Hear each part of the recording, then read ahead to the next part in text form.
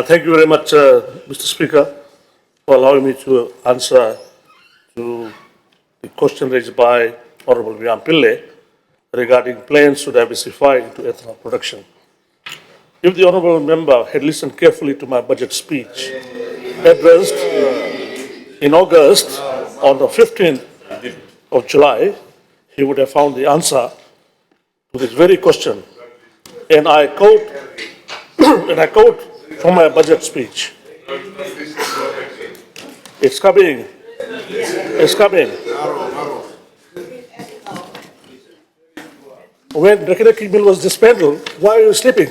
Huh? You were the ones distracted the industry. Our immediate priority is to stabilize and boost sugar production before moving towards product diversification. While ethanol is sustainable and aviation fuel remains on the table, it is crucial that we first strengthen our production base to ensure long-term viability. So there you have it. Our top priority is production recovery, starting with the most critical input, the sugarcane stocks. As I clearly stated in the budget address, we have set up a year-on-year target to increase the sugarcane production by 200,000 tons. This growth is essential not only to achieve break-even thresholds, but both as the scalable farm level within current factory capacities, but also to ensure that any future diversification efforts are grounded with economic viability. Mr. Speaker said, at the current production level, it is simply not viable to diversify into ethanol or any other alternative products. The base volume of cane needed to sustain, when you knew it, why could you do it? Huh? You're the one, I told you several times, Order. when the mill was being butchered, Rekinaki Mill, Order. you guys were sleeping. Yeah. Mr. Speaker said, Mr. Speaker said, I tell you the truth. You listen. Mr. Speaker said, at the current production level, it is not simply viable to diversify ethanol or any other alternative products. The base volume of cane needed to sustain both the traditional sugar production and ethanol output is not there yet. That said, we are not ignoring the possibilities. A feasibility study has already been undertaken by the Asian Development Bank in partnership with Fiji Airways and Fiji Sugar Corporation to explore the production of ethanol for sustainable aviation fuel, or SAF. It affirms that there is a scope for ethanol and SAF production in Fiji, but only if we build a strong production base first. Let me be clear, this government's priority is to fix the foundations.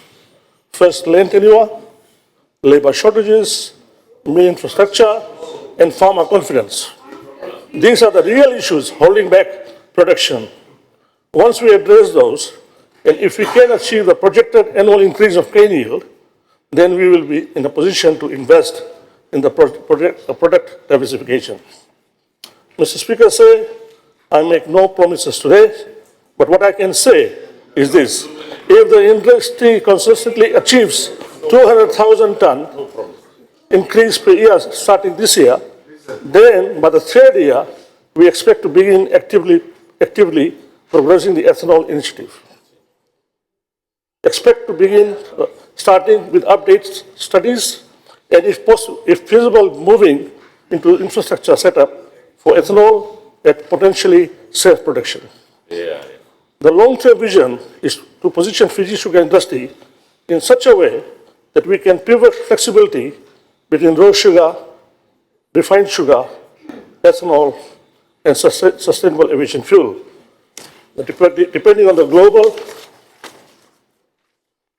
demand and the price signals. This will help maximize returns for our farmers and strengthen Fiji's resilience in the global commodities market. Let me also consider the economic reality.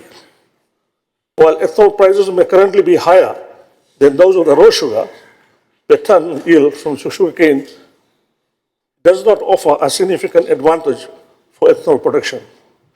On average, 1 ton of cane yields approximately 80 to 100 kilograms of raw sugar, or about 70 liters of ethanol. Furthermore, ethanol prices, particularly as a fuel, remain highly volatile. So despite the apparent price differences, the financial benefit becomes marginal when the numbers are fully assessed. As the whole world accelerates towards cleaner and more sustainable fuels, we cannot afford to be left behind. The sugar industry must be ready to seize future opportunities. But let's be clear that the readiness starts with one non-negotiable priority.